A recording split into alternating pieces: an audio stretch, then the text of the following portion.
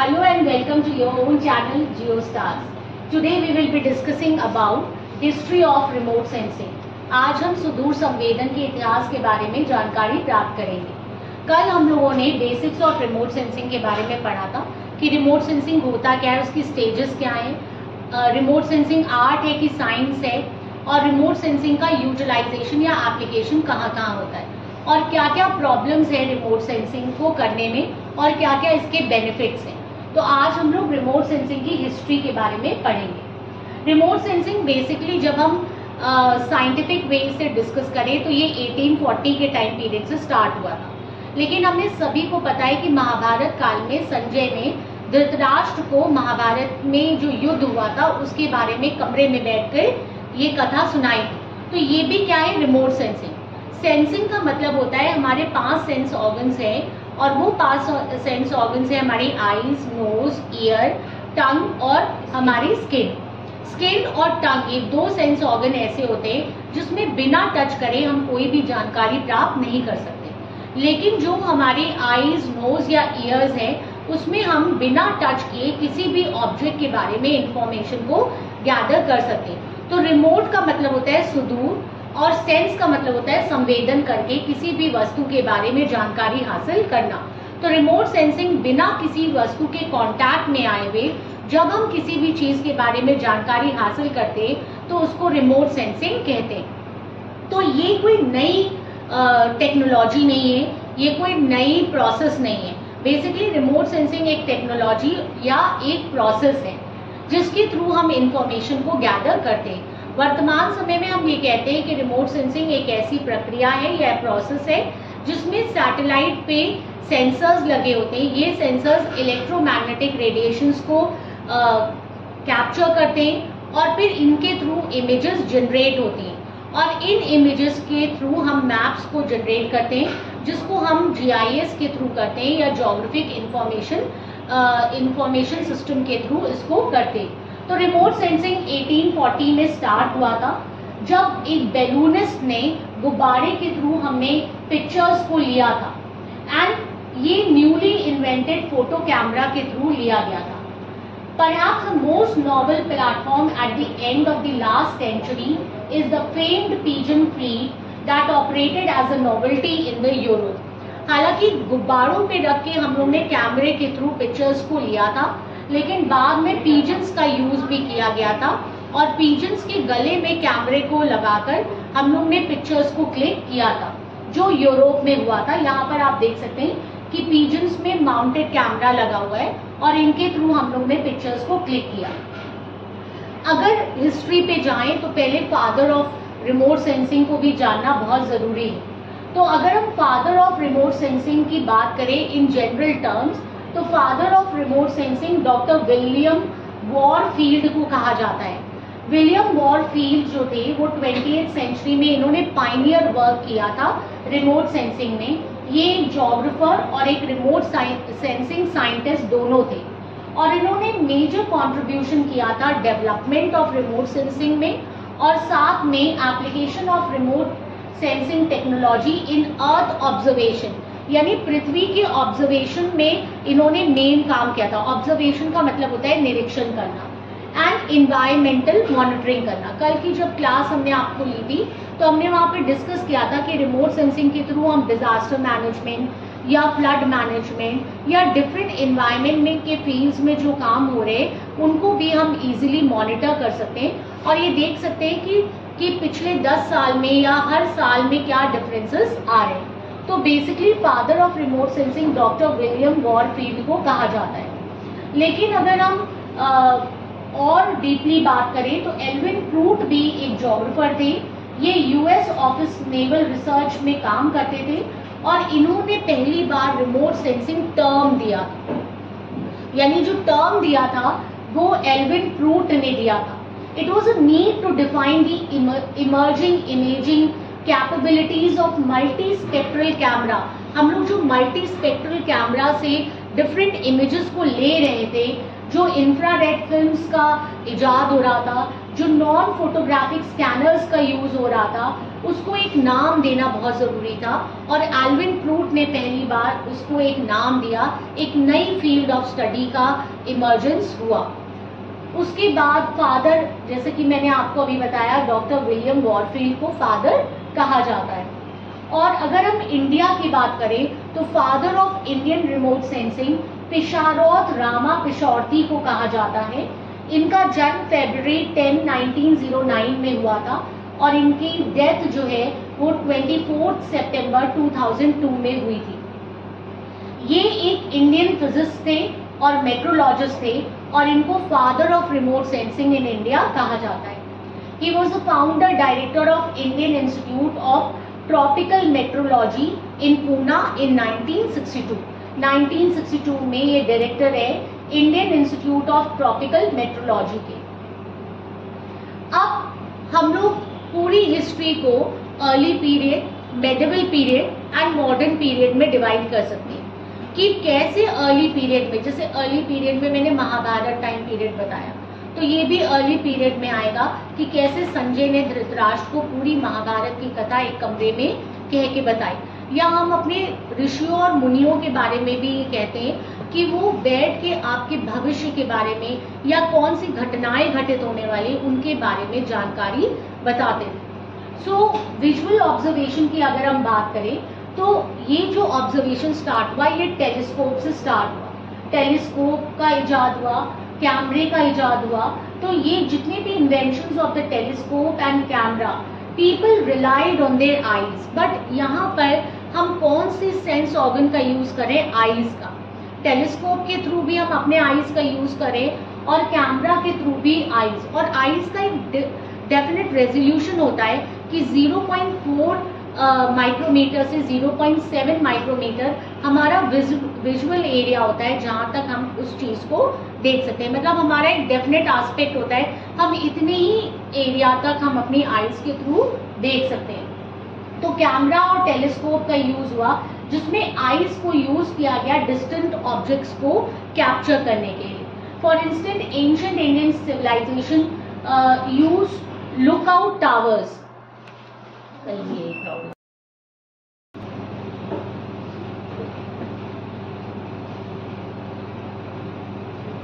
सो ancient time period में towers का use होता था, यानी ऊंचे टावर्स पे हम लोग कैमरे को माउंट करते थे, या हाई वेंटेज पॉइंट। वेंटेज पॉइंट का मतलब होता है ऊंची किसी बिल्डिंग के ऊपर हमने अपने कैमरे को माउंट किया टू स्पॉट अप्रोचिंग एनिमीज और ऑब्जर्व वेदर पैटर्न्स।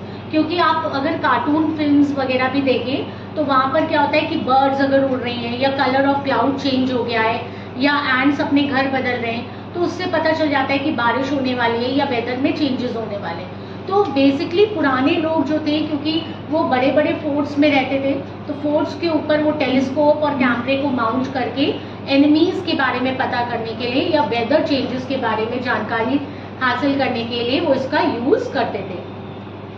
एस्ट्रोनॉमी में भी ये सारा हमारा एंशिएंट टाइम पीरियड चल रहा है। ये जितना भी मैं आपको डिस्कशन कर रही हूँ सब एंशिएंट टाइम पीरियड के अंडर ही है। तो एस्ट्रोनॉमी में क्या होता था, ये भी एक oldest form of remote sensing है। जो एंशिएंट एस्ट्रोनॉमर्स थे वो सेलेस्टियल ऑब्जेक्ट्स को ऑब्जर्व करते थे थ्रू द टेलीस्कोप और उस समय ये ट्रैक करते थे स्टार्स को, प्लैनेट को एंड अदर सेलेस्टियल बॉडीज को डिफरेंट टाइम पीरियड में। तो ये भी एक रिमोट सेंसिंग का, क्योंकि वो प्लैनेट को टच नहीं कर रहे, स्टार्स को टच नहीं कर रहे, लेकिन उन स्टार्स या प्लैनेट को, जैसे हम कहते हैं ना फुल मून आ गया या न्यू मून आ गया, तो फुल मून और न्यू मून में हम देखते हैं कि मैन के जो मूड स्विंग्स हैं वो बहुत चेंज होते हैं। तो अगर आप मून को ऑब्जर्व कर लें, क्योंकि मून जो होता है वो हमारी लाइफ को गवर्न करता है। हमारी बॉडी में 70% वाटर है और आपने देखा है ज्वार भाटा ये जो टाइड्स आते हैं उस टाइम पे मून और सन की ग्रेविटेशनल फोर्स की वजह से जो मून होता है उसकी ग्रेविटेशनल फोर्स, क्योंकि मून ज़्यादा पास में, तो उसकी वजह से वाटर अपलिफ्ट होता है। तो इसी तरह हमारी बॉडी में जो वाटर है वो अपलिफ्ट होता है। और फुल मून और न्यू मून के टाइम में आप देखेंगे घर में लड़ाइयाँ होती हैं या हमारे मूड स्विंग्स होते हैं या हमें लो फील होता है या डिप्रेशन फील होता है। तो इस तरीके से डिफरेंट एस्ट्रोनॉमर्स ने रिमोट सेंसिंग के थ्रू प्लैनेट्स और स्टार्स और सेलेस्टियल बॉडी को ऑब्जर्व किया टाइम टू टाइम। फिर एंशियंट टाइम पीरियड में कार्टोग्राफी का भी यूज हुआ। अगर हम कार्टो और ग्राफी को देखें, carto means map and graphy means to draw. तो इसमें क्या करते हैं कि एंशियंट टाइम पीरियड में लोगों ने डिफरेंट इंफॉर्मेशंस को गैदर करी। ज़्यादातर एंशियंट टाइम पीरियड में लोग जैसे आपका इंडस वैली सिविलाइजेशन है या नील रिवर सिविलाइजेशन है, तो इनमें नदियों के किनारे या समुद्र के किनारे लोग रहते थे और वहाँ पर क्योंकि सारी फैसिलिटीज अवेलेबल थी तो उन एरियाज की उन लोगों ने मैपिंग करना शुरू किया। और अगर एंशियंट कार्टोग्राफी की बात करें तो पहले लोग क्या करते थे, जो आसपास के एरियाज थे उन ऑब्जेक्ट्स को तो बनाते थे और जहाँ कहीं भी ऑब्जेक्ट्स उन्हें नहीं पता होता था वहाँ एनिमल्स की पिक्चर को पेस्ट कर देते थे। तो कार्टोग्राफी, क्योंकि रिमोट सेंसिंग में जो भी इमेज हम मिलती है उसको GIS पे डाल के हम फिर मैप मेकिंग करते हैं। तो कार्टोग्राफी में अर्ली जो मैप मेकर्स थे और जो ट्रैवलर्स थे उन्होंने सेकेंड हैंड रिपोर्ट से, यानी कोई डॉक्यूमेंट्स उनको अगर मिल गई, कोई किताब मिल गई, तो उन किताबों से उन्होंने स्केचेस को ड्रॉ किए और मैप को बनाने की कोशिश की फार ऑफ प्लेसेस को, जहाँ जहाँ वो विजिट करते थे उनके बारे में वो मैपिंग करना शुरू किया। तो ये भी एंशियंट मेथड में आया कि एंशियंट मेथड में हमने कैमरा को टॉप माउंट करा, या हमने एस्ट्रोनॉमी के थ्रू रिमोट सेंसिंग करी, या हमने मैपिंग के थ्रू करी। इसके अलावा एनिमल्स को भी हम यूज करते थे, जैसे मैंने आपको बताया पिजन्स को। पहले लोग अपने मैसेजेस को सेंड करने के लिए पिजन्स का या ईगल्स का यूज करते थे। उनके जो पंजे होते थे उसमें वो मैसेजेस को टैग कर देते थे और उनके जो ट्रेन पिजन्स होते थे वो उस जगह पर मैसेज को पहुंचा देते थे। तो इन लोगों ने पिजन्स का यूज किया, उनके ऊपर कैमरे को माउंट किया और उनके थ्रू पिक्चर्स को क्लिक किया या कम्युनिकेशन के लिए उसको यूज किया। सिग्नल ऑफ फायर्स को भी यूज किया। ज्यादातर लोग क्या करते थे कि डिफरेंट आर्ट ऑफ फायर्स वो जनरेट करते थे, यानी अगर वॉर का सिस्टम है तो उन्होंने एक सिंगल फायर को जनरेट किया। इससे दूर तक लोगों को पता चल जाता था कि कोई एनिमी आ रहा है। तो बड़े बड़े वॉल माउंट्स के ऊपर वो फायर जनरेट करते थे और फायर का उन्होंने एक पैटर्न डेवलप किया था और हर पैटर्न का कुछ ना कुछ मतलब होता था जो हमें रिमोटली इंफॉर्मेशन को देता था। इसके बाद जैसे कैरियर पिजन्स मैंने आपको डिस्कस किया, इन्हें होमिंग पिजन्स भी कहते हैं और इनको मैसेजेस कैरी करने के लिए लॉन्ग डिस्टेंसेस पे, और इन पिजन्स को एक वन लोकेशन पे ये लोग भेज देते थे और वहां से इनको मैसेज ये लोग गैदर करते थे। अब आता है मिडिवल एज। ये इतना हमारा अर्ली एज पीरियड में था। अब हमारा मिडिवल एज आता है। अगेन इसमें एस्ट्रोनॉमी और सेलेस्टियल नेविगेशन मतलब होता है कि जब हम कहीं की यात्रा करते हैं तो उसको हम नेविगेशन कहते हैं। तो सेलेस्टियल नेविगेशन के थ्रू हमने इंफॉर्मेशन को गैदर किया। तो स्टडी ऑफ स्टार्स किया हम लोग ने, सेलेस्टियल ऑब्जेक्ट्स का अभी भी मेडिवल एज में हम लोग इंफॉर्मेशन गैदर करते रहे। नेविगेटर्स एंड एस्ट्रोनॉमर्स जो थे वो सेलेस्टियल ऑब्जर्वेशन करते थे जिसके थ्रू वो डायरेक्शन को डिटरमाइन करते थे। जैसे मान लीजिए अगर आपको नॉर्थ पता करना है तो चर्च या मंदिर हमेशा जो है ईस्ट फेसिंग होते हैं, और जितने भी आपके ये जो ध्रुव तारा है तो ये जो पोल स्टार है नॉर्थ को डायरेक्ट करता है कि नॉर्थ किधर होगा। तो डायरेक्शंस के लिए ये लोग डिफरेंट ऑब्जर्वेशंस करके इंफॉर्मेशन को गैदर करते थे। और जो टूल्स थे जैसे एस्ट्रोलॉब्स है या क्वाड्रेंट्स है, इनका यूज ये लोग इंफॉर्मेशन को गैदर करने के लिए नेविगेटर्स करते थे। तो यहाँ पर पॉइंट इंपॉर्टेंट है कि कौन सा टूल यूज करते थे, एस्ट्रोलॉब्स एंड क्वाड्रेंट्स का यूज करते थे। मैप मेकिंग के लिए अगेन मिडिवल एज पीरियड में भी हैंड ड्रॉन मैप्स आते थे।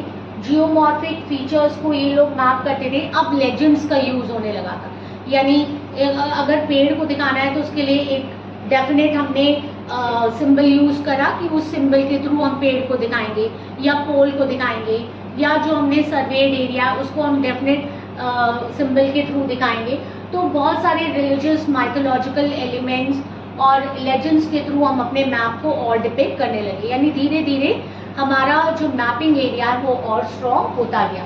Bacon's and signal towers. Beacons fires क्या होते हैं, बहुत ऊंचे ऊंचे टावर्स होते हैं जहाँ पर हम लोग फायर को लगाते थे, जो मैंने आपको बताया एंशिएंट टाइम पीरियड में। यानी ये कैसे डिफरेंट तरीके से, यानी जैसे जैसे टाइम पीरियड बीतता गया हम लोग की मेथोडोलॉजी में और इन्हांसमेंट आता गया। तो बीकन फायर्स या सिग्नल टावर्स या लाइट हाउसेस के थ्रू हम मैसेजेस को ट्रांसमिट करते थे बिना टच में आए, बिना कांटेक्ट में आए। बर्ड्स एंड एनिमल्स को मैसेंजर्स की तरह यूज करते थे।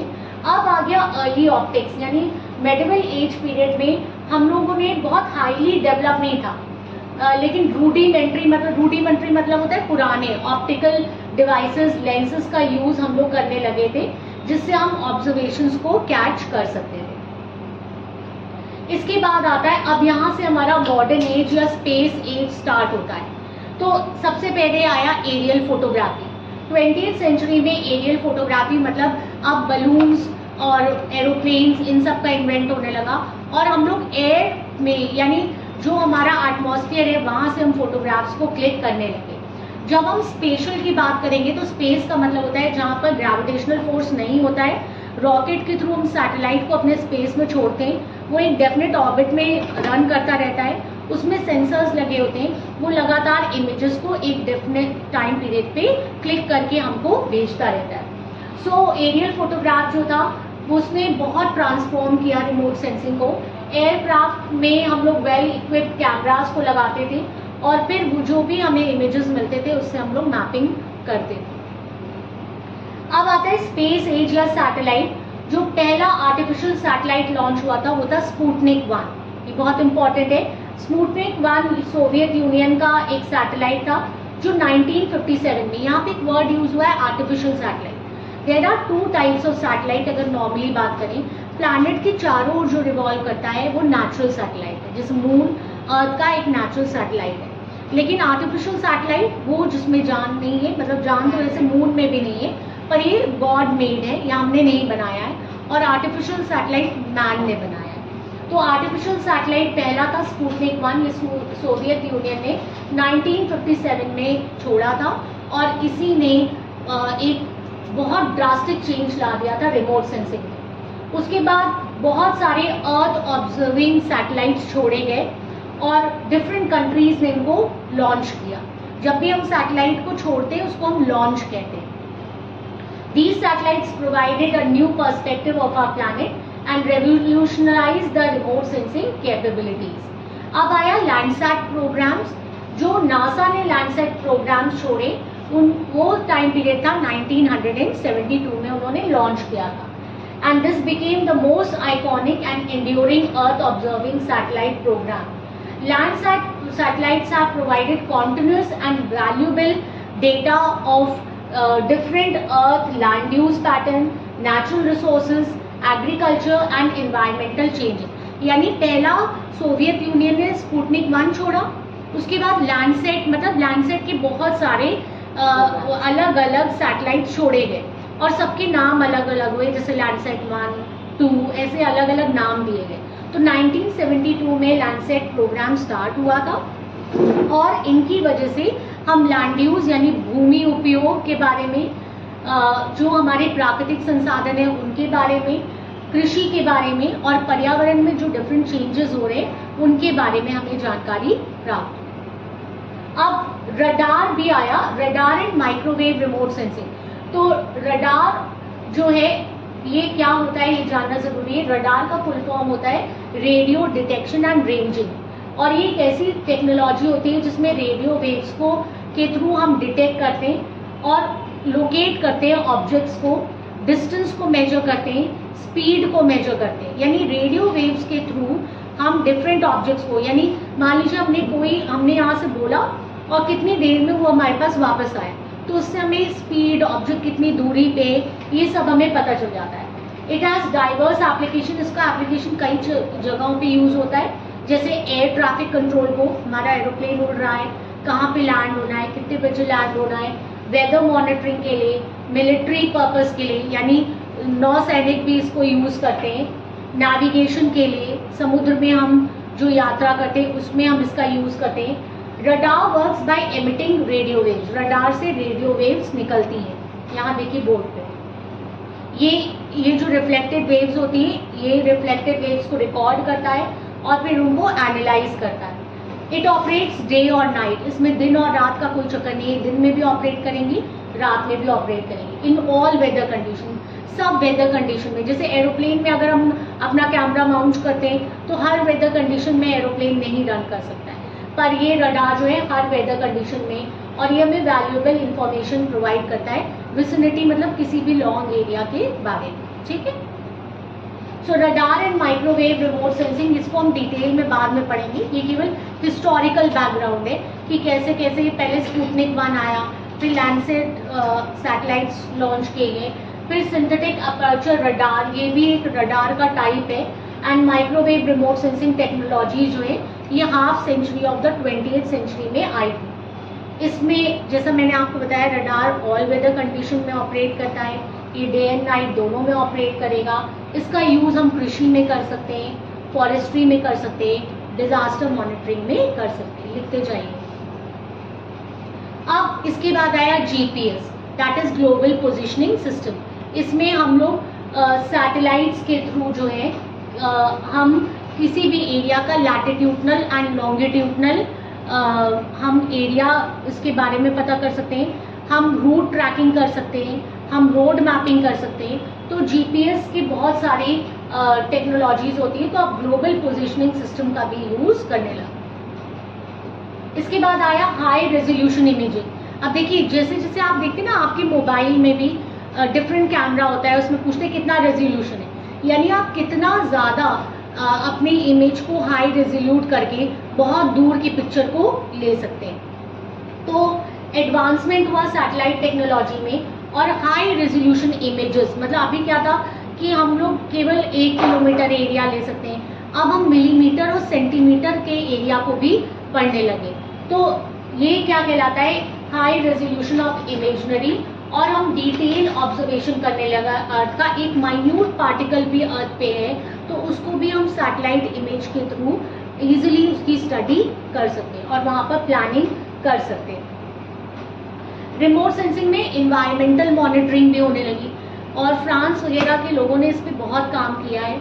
और पहले देखिए जब भी कभी भी बताया जाता था कि बारिश होने वाली है या कुछ, तो उसके डेटा में कुछ गड़बड़ी भी हो जाती थी, लेकिन अब हम सैटेलाइट इमेज के थ्रू इतना एक्यूरेट बता देते हैं कि हम 1 हफ्ते या 10 दिन बाद की भी हम फोरकास्टिंग कर सकते हैं कि बारिश आने वाली है या बाढ़ आने वाली है या इस तरीके की एक्टिविटीज घटित होने वाला है। तो रिमोट सेंसिंग एक क्रूशल रोल प्ले करता है इन्वायरमेंटल चेंजेस में, जैसे डिफॉरेस्टेशन अगर कहीं पे होगा तो वहाँ पर ग्लोबल वार्मिंग बढ़ेगा ही बढ़ेगा और फ्लड के चांसेस बढ़ेंगे, लैंडस्लाइड बढ़ेगा। तो हम डिफॉरेस्टेशन को देख के, मतलब अगर हमने पुरानी इमेज देखी और नई इमेज देखी तो हमें दिख रहा है कितना ड्रास्टिकली वहाँ पर फॉरेस्ट को डिग्रेड किया जा रहा है।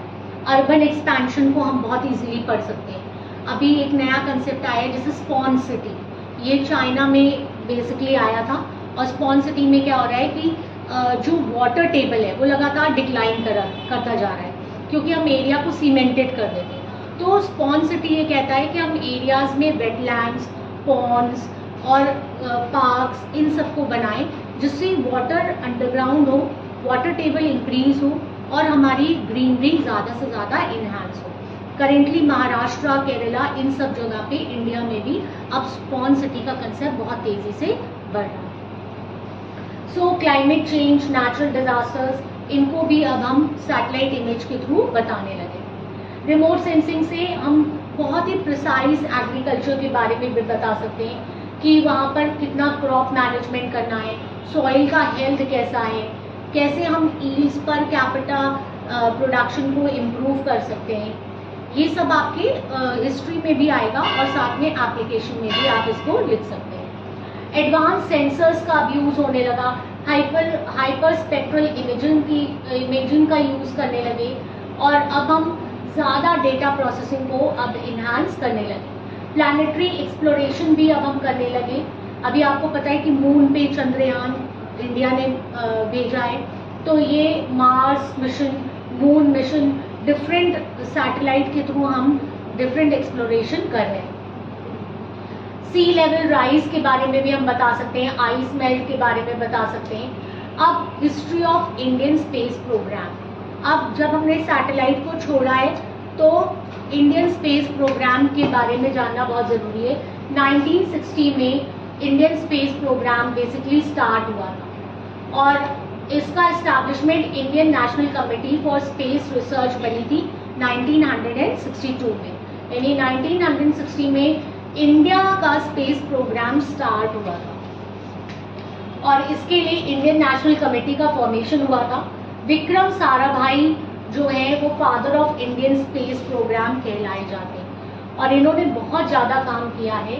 और 15 अगस्त 1969 में जो आपका national committee for space research programme है उसको स्ट्रक्चर्ड किया और उसको नाम दे दिया गया इंडियन स्पेस रिसर्च ऑर्गेनाइजेशन।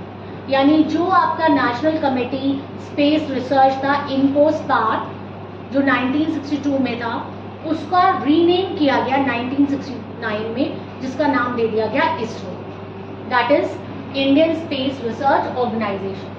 इसका प्राइमरी ऑब्जेक्टिव क्या था कि हम लोग स्पेस टेक्नोलॉजी में पीसफुल पर्पसेस के लिए ज़्यादा से ज़्यादा रिसर्च करें, प्रॉब्लम्स को हम लोग दूर कर सकें, प्लानिंग में हम इसका यूज़ कर सकें और land use planning, environmental planning में इसका यूज़ कर सकें।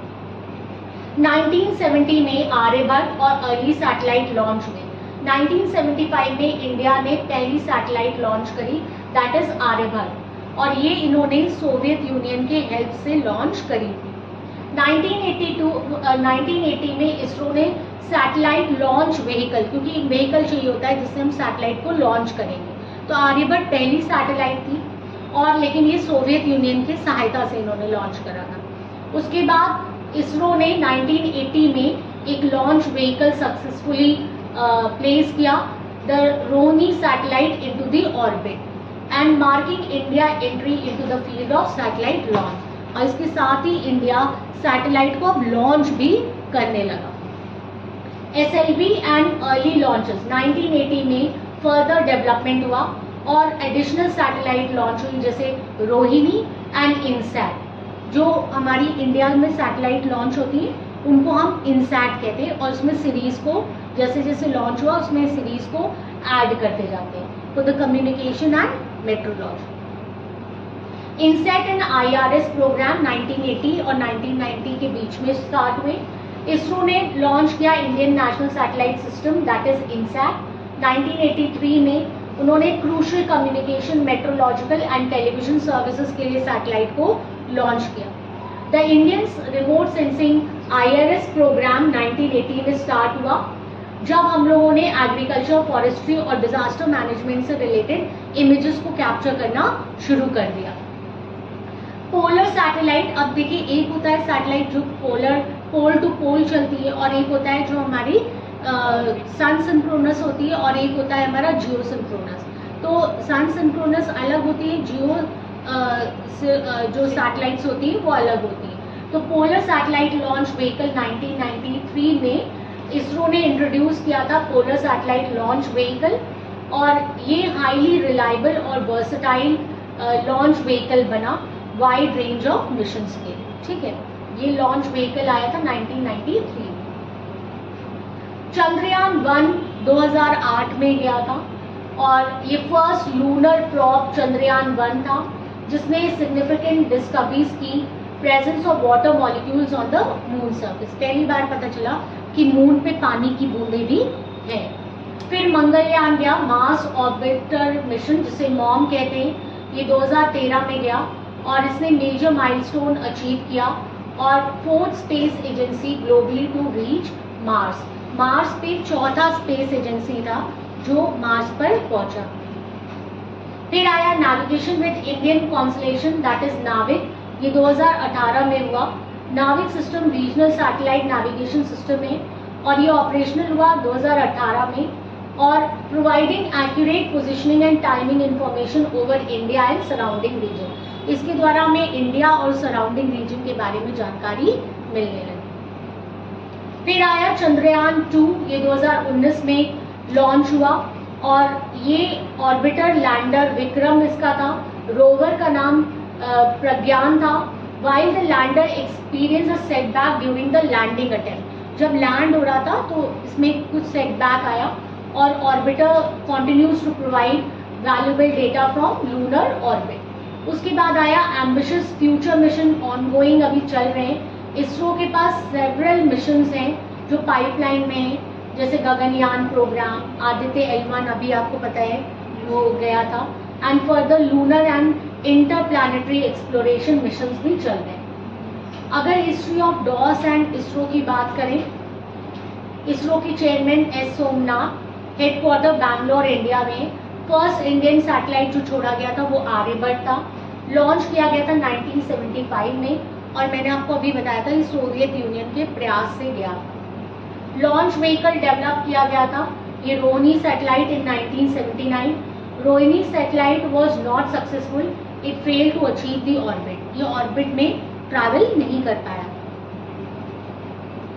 लॉन्च व्हीकल्स मैंने आपको बताया, जैसे geosynchronous satellite launch vehicle, इसने जियो स्टेशनरी ऑर्बिट पे, अभी हम लोग जब ऑर्बिट्स पढ़ेंगे तो और डिटेल में जाएंगे, तो ये जियो स्टेशनरी मतलब अर्थ के अराउंड ट्रैवल करते हैं, और जो पोलर होते हैं वो पोल टू पोल ट्रैवल करते हैं, यानी एक नॉर्थ पोल से साउथ पोल की तरफ ट्रैवल करते हैं। फिर satellite operation manufacturing, ISRO is responsible for both satellite operation and manufacturing. अब हम लोग मैन्युफैक्चरिंग भी करने लगे।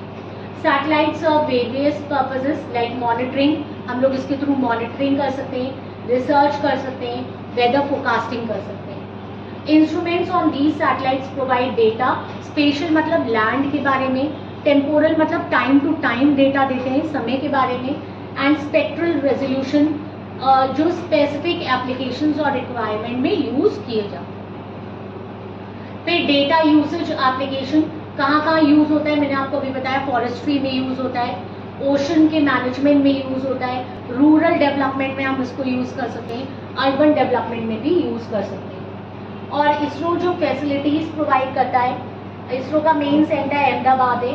रॉकेट डिजाइन और कंस्ट्रक्शन में take place at Vikram Sarabhai space centre, ये तिरुवनंतपुरम में है।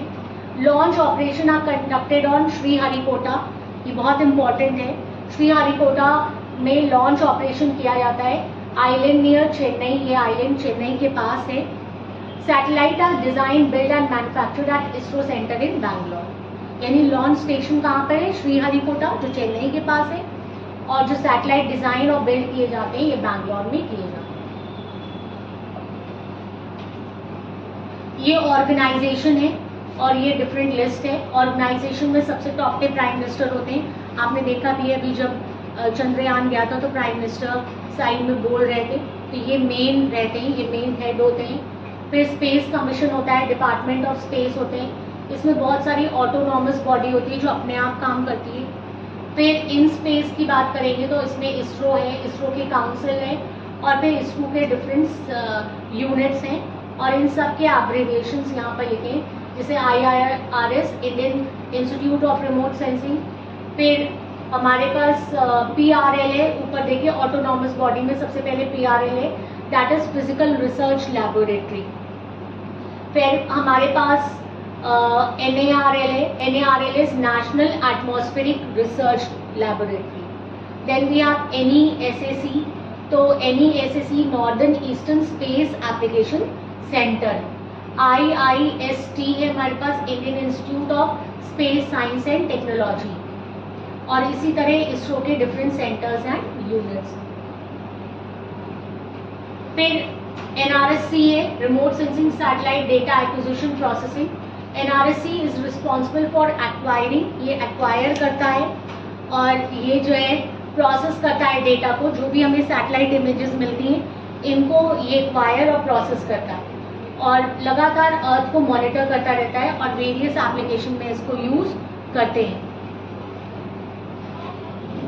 फिर डेटा, जब NRSC में डेटा आ जाता है तो उसका डेजिग्नेशन करते हैं, गवर्नमेंट एजेंसीज को जाता है, रिसर्च इंस्टीट्यूट को जाता है, प्राइवेट सेक्टर्स को हम डेटा देते हैं जिनका use agriculture, forestry, disaster management, urban planning में यूज करते हैं।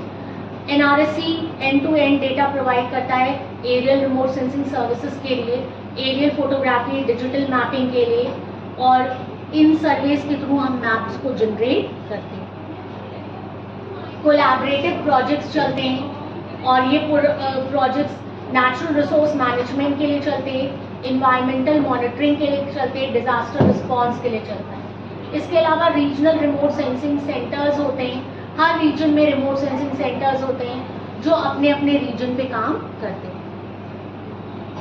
Thank you so much. So with this, we have come to the end of the history, and now we will be discussing in detail the sensors, the platforms, and what is aerial photograph, what are the uses of aerial photographs. So with this, we have come to the end with the history. Thank you so much. Stay safe, stay healthy.